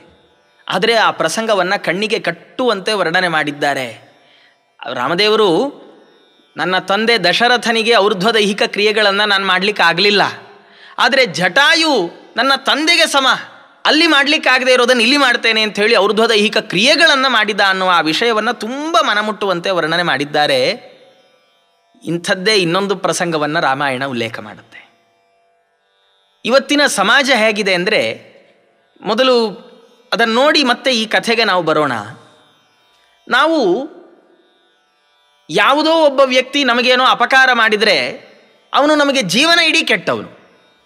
ಯಾವುದೋ ಚಿಕ್ಕ ವಯಸ್ಸಿನಲ್ಲಿ ಅವನಿಗೆ ತಿಳಿದೋ ತಿಳಿಯದೆಯೋ ಅವನಿಂದ ನಮಗೆ ಅಪಕಾರ ಆಗಿದ್ದರೆ ನಾವು ಸಾಯುವ ವಯಸ್ಸು ಬಂದರೂ 80ನೇ ವರ್ಷದ ಶಾಂತಿಗೂ ಅವನನ್ನು ಕರೆಯಲ್ಲ. ಯಾಕೆ? ಅವನು ನಂಗೆ ಆ ವರ್ಷ ಹಾಗೆ ಮಾಡಿದ್ದ ಅಂತ ಡೇಟು, ತಿಥಿ, ವಾರ, ನಕ್ಷತ್ರ ನೆನಪಿಟ್ಕೊಂಡು ಅವನನ್ನು ನಾವು ದೂಷಣೆ ಮಾಡ್ತೇವೆ. ರಾಮಾಯಣ ಉಲ್ಲೇಖ ಮಾಡುತ್ತೆ ರಾಮದೇವರ ಕಥೆಯನ್ನು.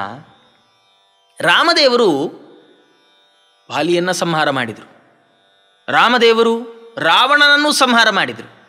ಆದರೆ ಇವರಿಬ್ಬರನ್ನು ಸಂಹಾರ ಮಾಡಲಿಕ್ಕೆ ಏನು ಕಾರಣ?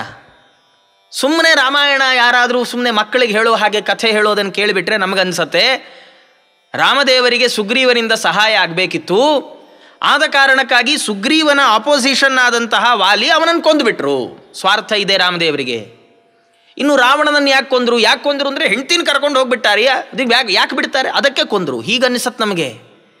ಆದರೆ ರಾಮಾಯಣವನ್ನು ಸರಿಯಾಗಿ ನೋಡಿದರೆ ಈ ಪ್ರಸಂಗದಲ್ಲಿ ರಾಮದೇವರ ನಡವಳಿಕೆ ನಮ್ಮ ಜೀವನದ ದೊಡ್ಡ ಗುಣಪಾಠ ಆಗಬಲ್ಲದು. ವಾಲಿಯ ಸಂಹಾರದ ಪ್ರಸಂಗ.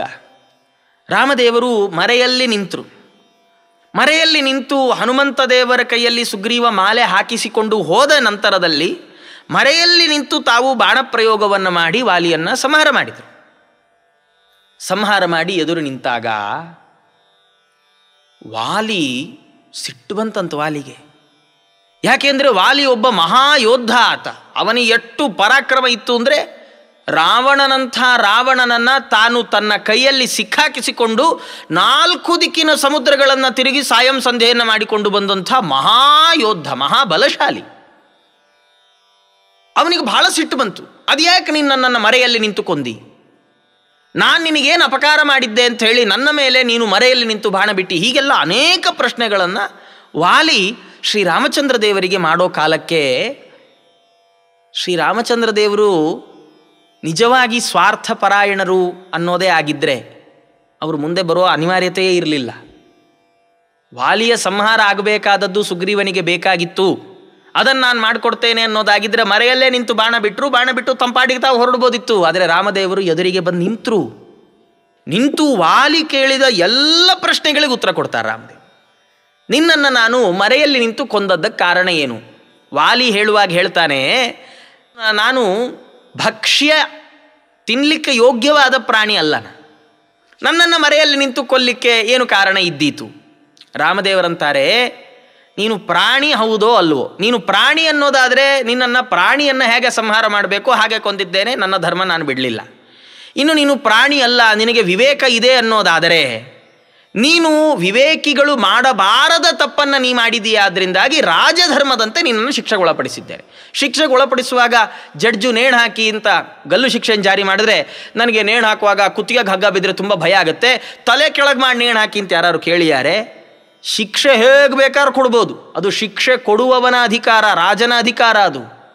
ಹಾಗಾಗಿ ರಾಮದೇವರು ಎಲ್ಲವನ್ನೂ ಸಮಾಧಾನ ಮಾಡಿ ಕೊನೆಗಂದ್ರು, ವಾಲಿ ಇನ್ನೂ ನಿಂಗೆ ಸಮಾಧಾನ ಆಗದಿದ್ದರೆ ಹೇಳು, ನಿನ್ನನ್ನು ಬದುಕಿಸ್ತೇನೆ ಎಂದ್ರಂತ.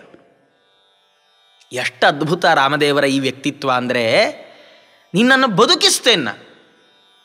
ನಾವೆಲ್ಲ ಹೀಗೆ ಹೇಳಲಿಕ್ಕಾಗಲ್ಲ.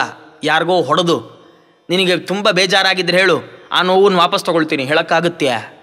ರಾಮದೇವರಿಗೆ ಆ ಸಾಮರ್ಥ್ಯ ಇತ್ತು. ಅವರು ಹೇಳಿದರು, ನಿನಗೆ ಇಷ್ಟ ಇಲ್ಲದಿದ್ದರೆ ಸಾಯಲಿಕ್ಕೆ ನಿನ್ನನ್ನು ಬದುಕಿಸ್ತೇನೆ.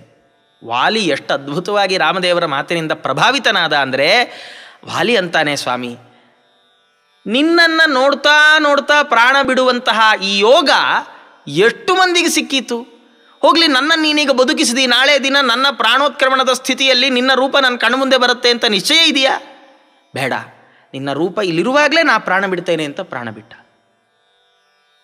ಈ ಕಥೆ ಎಂಥ ಆದರ್ಶ ರಾಮದೇವರದ್ದು ಹೇಳುತ್ತೆ ಅಂದರೆ, ರಾಮದೇವರಿಗೆ ವಾಲಿಯ ಬಗ್ಗೆ ವೈರ ಇದ್ದದ್ದಲ್ಲ, ವ್ಯಕ್ತಿಯನ್ನು ದ್ವೇಷಿಸುವ ಇವತ್ತಿನ ಜನಾಂಗಕ್ಕೆ ರಾಮದೇವರು ಹೇಳಿಕೊಟ್ಟ ಗುಣಪಾಠ, ನೀ ವ್ಯಕ್ತಿಯನ್ನು ದೂಷಿಸಬಾರ್ದು, ವ್ಯಕ್ತಿಯ ವಿರೋಧವನ್ನು ಮಾಡಿಕೂಡ್ದು, ವ್ಯಕ್ತಿತ್ವವನ್ನು ವಿರೋಧಿಸೋದಾದರೆ ವಿರೋಧಿಸು.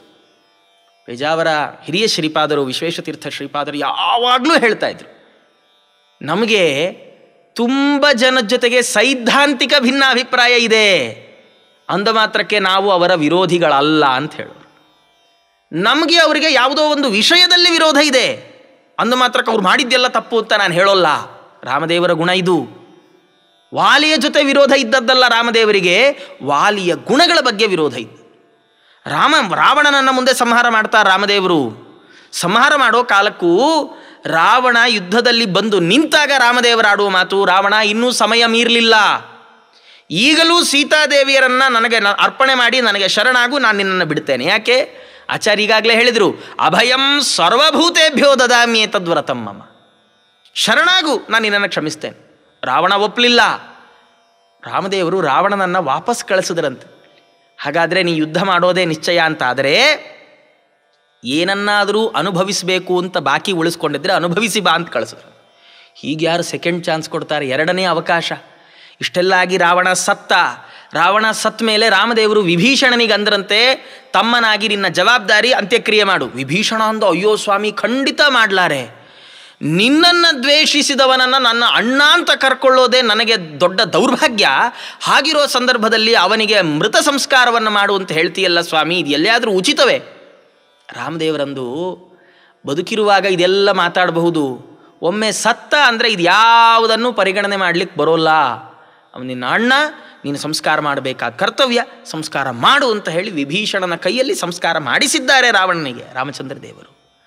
ಹೀಗೆ ವ್ಯಕ್ತಿಯನ್ನು ದೂಷಿಸುವ, ದ್ವೇಷಿಸುವ ಇವತ್ತಿನ ಸಮಾಜದಲ್ಲಿ ರಾಮದೇವರ ಗುಣಗಳನ್ನು, ವ್ಯಕ್ತಿಯನ್ನು ದೂಷಣೆ ಮಾಡೋದಲ್ಲ, ಅವರ ಸಿದ್ಧಾಂತಗಳನ್ನು, ಯಾವುದಾದ್ರೂ ಸಿದ್ಧಾಂತದ ಬಗ್ಗೆ ವೈಮನಸ್ಸು ಇದ್ದರೆ ಆ ಸಿದ್ಧಾಂತದ ಬಗ್ಗೆ ನಮಗೆ ವಿರೋಧವೇ ಹೊರತಾಗಿ ವ್ಯಕ್ತಿಯ ಬಗ್ಗೆ ಅಲ್ಲ ಅನ್ನುವ ಈ ಅಂಶವನ್ನು ರಾಮಾಯಣದ ಈ ಕಥೆ ತುಂಬ ಸ್ಪಷ್ಟವಾಗಿ ನಿರೂಪಿಸುತ್ತೆ. ಇದನ್ನು ಇವತ್ತು ಮುಖ್ಯವಾಗಿ ನಾವು ಜೀವನದಲ್ಲಿ ಅಳವಡಿಸಿಕೊಳ್ಳಲೇಬೇಕಾದ ಸಂಗತಿಯಾಗಿದೆ ಅಂತ ರಾಮಾಯಣ ನಿರೂಪಣೆ ಮಾಡುತ್ತೆ. ಹೀಗೆ ಅನಂತ ಗುಣಗಳಿಂದ ಭೂಷಿತನಾಗಿರುವ ರಾಮಚಂದ್ರನ ಇಡೀ ಜೀವನ ನಮಗೆ ಹೇಗೆ ಆದರ್ಶವಾಗಿದೆ ಅನ್ನೋದನ್ನು ನಾವು ಕಾಣಬಹುದಾಗಿದೆ. ಅದನ್ನು ಚಿಂತಿಸ್ತಾ ಒಮ್ಮೆ ಶ್ರೀರಾಮಚಂದ್ರನನ್ನು, ಅವನ ರೂಪವನ್ನು ಹೃದಯದಲ್ಲಿ ನಿಲ್ಲಿಸಿಕೊಳ್ಳೋಣ. ಅಯೋಧ್ಯೆಯ ದಿವ್ಯ ಮಂದಿರದಲ್ಲಿ ಶ್ರೀರಾಮಚಂದ್ರನ ಪ್ರತಿಷ್ಠೆಯಾಗ್ತಾ ಇದೆ. ಇಂತಹ ಸನ್ನಿವೇಶದಲ್ಲಿ ನಿತ್ಯವೂ ನಮ್ಮ ಹೃದಯದಲ್ಲಿ ರಾಮ ವಿರಾಜಮಾನನಾಗಬೇಕು, ಅವನಿಂದ ಅಲಂಕೃತ ಆಗಬೇಕು ಈ ನಮ್ಮ ದೇಹ, ಈ ನಮ್ಮ ಮನಸ್ಸು. ಆದ್ದರಿಂದ ಆ ರಾಮಮೂರ್ತಿಯನ್ನು ವಾಲ್ಮೀಕಿಗಳು ತೋರಿಸಿಕೊಡ್ತಾರೆ, ಮಹನೀಯರು ಅದನ್ನು ಚಿತ್ರಿಸ್ತಾರೆ. ರಾಮಚಂದ್ರ ಹೇಗಿದ್ದ ಅಂತ ನೋಡಿದವರು ಹೇಳಿದ್ದಾರೆ. ಅದನ್ನು ಒಮ್ಮೆ ನಮ್ಮ ಮನಸ್ಸಿಗೆ ತಂದುಕೊಳ್ಳೋಣ. ರಾಮಚಂದ್ರ ಹೇಗಿದ್ದ ನೋಡಲಿಕ್ಕೆ ಬಹಳ ಸುಂದರ. ರಾಮ ಚಂದ್ರ ಅಂತ, ಬಹಳ ಸುಂದರನಾಗಿದ್ದಂಥವನು, ಚಂದ್ರನಂತೆ ಆಕರ್ಷಣೀಯನಾಗಿರೋವಂಥವನು. ಚಂದ್ರನನ್ನು ನೋಡಿದರೆ ಮತ್ತೆ ಮತ್ತೆ ನೋಡ್ತಾನೇ ಇರಬೇಕು ಅಂತ ಅನಿಸುತ್ತೆ. ರಾಮನನ್ನು ನೋಡಿದರೆ ಹಾಗೆ ಮತ್ತೆ ಮತ್ತೆ ನೋಡ್ತಾನೇ ಇರಬೇಕು ಅಂತ ಅನಿಸುತ್ತೆ. ಹಾಗೆ ಅಷ್ಟು ಆಕರ್ಷಣೆ ರಾಮನಲ್ಲಿ. ಸಮಃ ಸಮವಿಭಕ್ತಾಂಗ. ವಾಲ್ಮೀಕಿಗಳು ಬಹಳ ಚೆನ್ನಾಗಿ ಹೇಳ್ತಾರೆ. ನಾರದರು ವಾಲ್ಮೀಕಿಗಳಿಗೆ ಇದನ್ನೆಲ್ಲವನ್ನು ತಿಳಿಸ್ತಾರಂತೆ. ರಾಮಚಂದ್ರ ಹೇಗಿದ್ದಾನೆ ನಾನು ನೋಡಿದ್ದೇನೆ, ನೀನು ನೋಡು ಆ ರಾಮನನ್ನು, ಎಷ್ಟು ಚೆನ್ನಾಗಿದ್ದಾನೆ. ಸಮವಿಭಕ್ತಾಂಗ, ಎಲ್ಲ ಅವಯವಗಳು ಕೂಡ ಚೆನ್ನಾಗಿವೆ ಅಂತ. ಎಲ್ಲ ಅವಯವಗಳು ಹೇಗಿರಬೇಕೋ ಹಾಗೇ ಇವೆ. ಎಲ್ಲ ಲಕ್ಷಣಗಳಿಂದ ಕೂಡಿದವನು. ಒಬ್ಬ ವ್ಯಕ್ತಿಗೆ ಪೂರ್ತಿಯಾಗಿ ಶಾರೀರ ಲಕ್ಷಣಗಳು ಇರಬಹುದು ಅಂತಂದರೆ ಎಷ್ಟು ಲಕ್ಷಣ ಇರಬಹುದು? 32 ಲಕ್ಷಣಗಳನ್ನು ಹೇಳಿದ್ದಾರೆ. ಆ 32 ಲಕ್ಷಣಗಳಿಂದ ಕೂಡಿದವನು ರಾಮಚಂದ್ರ. ಬಹಳ ಸುಂದರನಾಗಿರುವಂಥ ಸ್ನಿಗ್ಧವರ್ಣ, ಅವನ ಮೈ ಬಣ್ಣ ಎಂತಹ ಹೊಳಪು. ಆ ಬಣ್ಣದಲ್ಲಿ ಒಂದು ಆಕರ್ಷಣೆ ಇದೆ, ಆ ಸೆಳೆತ ಇದೆ. ಅಂತಹ ಮೈ ಬಣ್ಣ, ಕಾರ್ ಮೋಡದ ಮೈ ಬಣ್ಣ. ಇದೊಂದು ವಿಲಕ್ಷಣವಾದ ಬಣ್ಣ, ಮೋಡದ ಬಣ್ಣ. ಅಂತಹ ಬಣ್ಣದಿಂದ ಕೂಡಿದಂಥವನು. ಎಲ್ಲ ಅವಯವಗಳು ಕೂಡ ಸರಿಯಾಗಿವೆ. ವಿಪುಲಾಂಸಃ ಮಹಾಬಾಹು, ಅವನ ಭುಜ ಚೆನ್ನಾಗಿ ಪುಷ್ಟವಾಗಿರುವಂತಹ ಭುಜ, ಉಬ್ಬಿರುವಂತಹ ಭುಜ. ಹಾಗೆ ಅವನ ತೋಳುಗಳು ಅತ್ಯಂತ ಬಲಿಷ್ಠವಾಗಿರುವ ತೋಳು. ಅದು ಪೀನ ವೃತ್ತ, ದಷ್ಟಪುಷ್ಟವಾಗಿದೆ, ವರ್ತುಲಾಕಾರವಾಗಿದೆ. ವರ್ತುಲಾಕಾರವಾಗಿ ವಿಕಾರ ಆಗಿರುವಂಥದ್ದಲ್ಲ, ಕೋಮಲವಾಗಿದೆ, ದೃಢವಾಗಿದೆ. ಆ ಶರೀರದಲ್ಲಿ ಆ ಲಕ್ಷಣವನ್ನು ಚಿತ್ರಿಸ್ತಾರೆ. ಅದು ಕರ್ಕಶ ಅಲ್ಲ, ಮುಟ್ಟಿದರೆ ಮುಟ್ಟಬಾರದಪ್ಪ ಅಂತ ಅನಿಸುತ್ತೆ, ಹಾಗಲ್ಲ. ಮುಟ್ಟಿದರೆ ಮೆದುವಾಗಿದೆ, ಕೋಮಲವಾಗಿದೆ, ಆದರೆ ಅಷ್ಟೇ ಗಟ್ಟಿಯಾಗಿದೆ, ಅಷ್ಟೇ ದೃಢವಾಗಿರುವಂಥದ್ದು ರಾಮಚಂದ್ರನ ಶರೀರ. ಆಜಾನುಬಾಹು, ಅವನ ಕೈಗಳು ಅದು ಮೊಣಕಾಲನ್ನು ದಾಟಿವೆ ಅಂತೆ, ಅಷ್ಟು ದೀರ್ಘವಾಗಿರುವಂತಹ ಕೈಗಳು. ವಿಶಾಲಾಕ್ಷ, ಅವನ ಕಣ್ಣು ಅತ್ಯಂತ ವಿಶಾಲವಾಗಿದೆ, ವಿಶಾಲವಾದ ಕಣ್ಣು. ಆ ಪ್ರೀತಿಯ ಕಣ್ಣಿನಿಂದ ಎಲ್ಲರನ್ನೂ ನೋಡ್ತಾ ಇದ್ದಾನೆ. ಸ್ಮಿತ ಪೂರ್ವಾಭಿಭಾಷೀಚ ಅಂತ ರಾಮನ ಬಗ್ಗೆ ಹೇಳುವಾಗ ಹಲವು ಬಾರಿ ಈ ಮಾತನ್ನು ವಾಲ್ಮೀಕಿಗಳು ಹೇಳ್ತಾರೆ. ರಾಮಚಂದ್ರ ಯಾವಾಗಲೂ ಯಾರನ್ನೇ ನೋಡಿದರೂ ಮಾತಾಡಿಸ್ತಾ ಇದ್ನಂತೆ, ತಾನು ಮೊದಲು ಮಾತಾಡಿಸ್ತಾ ಇದ್ನಂತೆ. ಅವನು ಮಾತಾಡಿಸಲಿ ಆಮೇಲೆ ನಾನು ಮಾತಾಡಿಸ್ತೇನೆ ಅಂತಲ್ಲ, ಮಾತಾಡಿಸುವಾಗ ನಗತಾ ಮಾತಾಡ್ತಾ ಇದ್ನಂತೆ, ಪ್ರೀತಿಯಿಂದ ಮಾತನಾಡಿಸ್ತಾ ಇದ್ನಂತೆ. ಹಾಗೆ ಇದ್ದಂಥವನು ರಾಮಚಂದ್ರ. ವಿಶಾಲವಾದ ಕಣ್ಣು, ಆ ಕಣ್ಣಿನಲ್ಲಿ ಪೂರ್ತಿಯಾಗಿ ಸ್ನೇಹ ತುಂಬಿದೆ. ಅಂತಹ ವಿಶಾಲವಾದ ಕಣ್ಣು, ಒಳ್ಳೆಯ ವಿಶಾಲವಾಗಿರುವ ಹಣೆ, ತುಂಬಿದ ಕಪೋಲ, ಪುಷ್ಟವಾಗಿರುವ ಕಪೋಲ. ಅದರಲ್ಲಿ ಈ ಕಂಠ ಶಂಖದಂತೆ ಇರುವಂತಹ ಕಂಠ, ಆ ಕಂಠದಲ್ಲಿ ಈ ಗಂಟು ಕಾಣಿಸಬಾರದು ಅಂತ ಲಕ್ಷಣ. ಅದು ಗಂಟು ಕಾಣಿಸ್ತಾ ಇರಲಿಲ್ಲ. ಹಾಗೆ ಗೂಢ ಜತ್ರುಹು ಅಂತ ಹೇಳ್ತಾರೆ. ಜತ್ರು ಅಂತಂದರೆ ಈ ಭುಜದ ಈ ಎಲುಬು ಏನಿದೆ ಇದನ್ನು ಜತ್ರು ಅಂತ ಕರೀತಾರೆ. ಇದು ಎದ್ದು ಕಾಣಿಸಬಾರದು. ಚೆನ್ನಾಗಿ ವ್ಯಾಯಾಮದಿಂದ ಬೆಳೆದಿರುವಂತಹ ಶರೀರ ಯಾರದ್ದಿದೆ ಅವರನ್ನು ನೋಡಿದರೆ ಚೆನ್ನಾಗಿ ಅದು ಎದ್ದು ಕಾಣಿಸ್ತಾ ಇರುತ್ತೆ. ಅದು ಲಕ್ಷಣ ಅಲ್ಲ, ಅದು ಅವಲಕ್ಷಣ ಆಗತ್ತೆ. ರಾಮಚಂದ್ರ ಲಕ್ಷಣೋಪೇತನಾದಂಥವನು, ಗೂಢಜತ್ರುಹು ಅರಿಂದಮಃ ಹಾಗಿದ್ದಂಥವನು ರಾಮಚಂದ್ರ. ಅವನ ಶರೀರ ಎಲ್ಲವೂ ಕೂಡ ಹಾಗೆ ಅತ್ಯಂತ ಮನೋಹರವಾಗಿದೆ. ಒಮ್ಮೆ ರಾಮನ ಪಾದ ಧ್ಯಾನವನ್ನು ಮಾಡಿ ನಮ್ಮ ಮಾತನ್ನು ಕೊನೆಗೊಳಿಸೋಣ. ಪಾತಿವ್ರತ್ಯ ಪರೀಕ್ಷಯಾಖ್ಯಲಲನಾ ದೋಷಾಂಕುರಚ್ಛೇದನಂ ಪಾಷಾಣೀಕೃತ ಗೌತಮಾರ್ಯವನಿತಾ ವಿಜ್ಞಾನದಾನಕ್ಷಮಂ ಸಾಮ್ರಾಜ್ಯೋಚಿತ ಭೋಗ್ಯ ಭೋಗ ವಿರಸಂ ಶ್ರೀರಾಮ ತೇಂಘ್ರಿಂ ಶ್ರಯೇ ನೈರ್ಮಲ್ಯಾಯ ನಿರಂತರ ಸ್ಮೃತಿಕೃತೆ ವೈರಾಗ್ಯ ಭಾಗ್ಯಾಯ ಚ. ರಾಮಚಂದ್ರನ ಆ ದಿವ್ಯ ಪಾದಗಳು ನಮ್ಮ ಮನಸ್ಸಿನಲ್ಲಿ ಯಾವಾಗಲೂ ಕಂಗೊಳಿಸ್ತಾ ಇರಲಿ. ಎಂತಹ ಪಾದಗಳು ರಾಮನ ಪಾದಗಳು! ಅತ್ಯಂತ ಕೋಮಲವಾಗಿರುವ, ಕಮಲದಂತೆ ಸ್ನಿಗ್ಧವಾಗಿರುವ, ಕೆಂಪು ಬಣ್ಣದ್ದಾಗಿರುವ, ಶಂಖಚಕ್ರಗಳಿಂದ ಅಂಕಿತವಾಗಿರುವ ಆ ಪಾದ. ಇದು ನೋಡುವ ಸೌಂದರ್ಯ. ಆದರೆ ಗುಣದ ಸೌಂದರ್ಯವನ್ನು ವಾದಿರಾಜರು ತೀರ್ಥ ಪ್ರಬಂಧದಲ್ಲಿ ತೋರಿಸಿಕೊಡ್ತಾರೆ. ಪಾತಿವ್ರತ್ಯವನ್ನು ಕಳೆದುಕೊಂಡಿದ್ದಾಳೆ ಅಂತ ಗೌತಮ ಮುನಿಗಳಿಂದ ಶಪ್ತಳಾಗಿ ಕಲ್ಲಾಗಿ ಬಿದ್ದ ಅಹಲ್ಯೆಯನ್ನು ಮುಟ್ಟಿದ ಪಾದ ಅದು. ಮುಟ್ಟಿ ಅವಳಿಗೆ ದಿವ್ಯವಾದಂತಹ ಶರೀರವನ್ನು ನೀಡಿದ ಪಾದ. ಅವಳ ದೋಷ ಇತ್ತು, ದೋಷವನ್ನು ಪರಿಹರಿಸಿದ ಪಾದ ಶ್ರೀರಾಮಚಂದ್ರನ ಪಾದ. ಕಲ್ಲಾಗಿದ್ದವಳಿಗೆ ಜ್ಞಾನ ಎಲ್ಲಿ? ಜ್ಞಾನ ಇರಲಿಲ್ಲ, ಸೇವೆಯ ಸೌಭಾಗ್ಯವಿಲ್ಲ. ಹಾಗಿರುವಾಗ ರಾಮಚಂದ್ರನ ಪಾದ ಸ್ಪರ್ಶದಿಂದ ದಿವ್ಯ ಜ್ಞಾನ ಬಂದಿದೆ, ಚೈತನ್ಯ ಮೂಡಿ ಬಂದಿದೆ. ಹೀಗೆ ದೋಷ ಪರಿಹಾರವನ್ನು ಮಾಡಿದ ಪಾದ, ಚೈತನ್ಯವನ್ನು ನೀಡಿದ ಪಾದ, ಸಾಮ್ರಾಜ್ಯೋಚಿತ ಭೋಗ್ಯ ಭೋಗ ವಿರಸಂ. ರಾಮಚಂದ್ರ ಸಿಂಹಾಸನದಲ್ಲಿ ಕೂಡು ಅಂತ ಹೇಳಿ ಕೆಲವೇ ಕ್ಷಣಗಳಲ್ಲಿ ಕಾಡಿಗೆ ಹೋಗು ಅಂತಂದುವಾಗ, ಸಿಂಹಾಸನದಲ್ಲಿ ಕೂಡು ಅಂತ ಹೇಳಿದಾಗ ಯಾವ ಸಂತೋಷ ರಾಮಚಂದ್ರನ ಮುಖದಲ್ಲಿ ಕಂಡು ಬಂದಿತ್ತೋ, ಕಾಡಿಗೆ ಹೋಗು ಅಂತನ್ನುವಾಗಲೂ ಕೂಡ ಅದೇ ಸಂತೋಷ, ಅದೇ ನಗು ರಾಮಚಂದ್ರನ ಮುಖದಲ್ಲಿ. ಆ ಸಾಮ್ರಾಜ್ಯದ ವೈಭವಗಳನ್ನು, ಅವುಗಳನ್ನು ಆಸೆ ಪಡೆದಿರುವಂತಹ, ಅದಕ್ಕಾಗಿ ಹಾತೊರೆಯದಂತಹ ಅಂತಹ ಅದ್ಭುತವಾದ ಪಾದ, ಕಾಡಿಗೆ ಹೋದಂತಹ ಪಾದ, ಕಾಲಿಗೆ ಹಾವಿಗೆಯೂ ಇಲ್ಲದಂತೆ ಕಾಡಿಗೆ ಹೋದ ಆ ಪಾದ ನಮ್ಮ ಹೃದಯದ ನೈರ್ಮಲ್ಯಕ್ಕೆ, ನಮಗೆ ದಿವ್ಯ ಜ್ಞಾನಕ್ಕೆ, ನಮಗೆ ವೈರಾಗ್ಯಕ್ಕೆ, ಅಂತಃಕರಣ ಶುದ್ಧಿಗೆ ಕಾರಣವಾಗಲಿ. ಅಂತಹ ರಾಮಚಂದ್ರನ ಪಾದ ಸ್ಮರಣೆಯನ್ನು ಮಾಡೋಣ. ಈ ರೂಪವನ್ನು ಹೃದಯದಲ್ಲಿ ನಿರಂತರವಾಗಿ ಚಿಂತಿಸೋಣ ಅಂತ ಹೇಳ್ತಾ, ಅಯೋಧ್ಯೆಯಲ್ಲಿ ರಾಮಚಂದ್ರನ ರಾಮಲಲ್ಲ ಮೂರ್ತಿಯ ಪ್ರತಿಷ್ಠೆ ಆಗ್ತಾ ಇದೆ. ನಮ್ಮ ಹೃದಯದಲ್ಲೆಲ್ಲ ನಿರಂತರವಾಗಿ ಆ ರಾಮಚಂದ್ರನ ಪ್ರತಿಷ್ಠೆಯಾಗಲಿ ಅಂತ ರಾಮಚಂದ್ರನ ಪಾದಕಮಲಗಳಲ್ಲಿ ಆರಾಧಕರಾಗಿರುವ ಹನುಮಂತ ದೇವರಲ್ಲಿ ಪ್ರಾರ್ಥನೆಗಳನ್ನು ಸಲ್ಲಿಸ್ತಾ, ಜ್ಞಾನಗಮ್ಯ ಏನು ನಿರಂತರ ಜ್ಞಾನ ಕಾರ್ಯವನ್ನು ಮಾಡ್ತಾ ಇದೆ. ಈ ಜ್ಞಾನಗಮ್ಯ ಪರಿವಾರದವರೆಲ್ಲರಿಗೂ ಕೂಡ ಆ ರಾಮಚಂದ್ರನ ಮುಖ್ಯಪ್ರಾಣದೇವರ ಪೂರ್ಣ ಅನುಗ್ರಹ ಇರಲಿ, ಪೂರ್ಣವಾದ ಅಭಿವೃದ್ಧಿ ಈ ಜ್ಞಾನಗಮ್ಯ ವಾಹಿನಿಗೆ ಉಂಟಾಗಲಿ ಅಂತ ಪ್ರಾರ್ಥಿಸ್ತಾ, ಈ ಸಂಚಿಕೆಗೆ ವಿಶೇಷವಾದ ಸೇವೆಯನ್ನು ಸಲ್ಲಿಸಿರುವಂಥವರು ಶ್ರೀಮತಿ ಜಯಾ ರಘುತ್ತಮನ್ ಅವರ ಸ್ಮರಣಾರ್ಥವಾಗಿ ಕೃಷ್ಣಪ್ರಸಾದ್, ಗುರುರಾಜನ್ ಹಾಗೂ ರಂಗವಿಠಲ ಅವರೆಲ್ಲರಿಗೂ, ಅವರೆಲ್ಲ ಪರಿವಾರದವರಿಗೂ, ವಿಶೇಷವಾಗಿ ಹನುಮದಾರಾಧಿತನಾಗಿರುವ ಸೀತಾಪತಿ ಶ್ರೀರಾಮಚಂದ್ರನ ಪೂರ್ಣ ಅನುಗ್ರಹ ಇರಲಿ ಅಂತ ಪ್ರಾರ್ಥಿಸ್ತಾ ಎರಡು ಮಾತನ್ನು ಮುಗಿಸ್ತಾ ಇದ್ದೇವೆ. ಶ್ರೀ ಗುರು ಮಧ್ವೇಶ ಅರ್ಪಣಮಸ್ತು.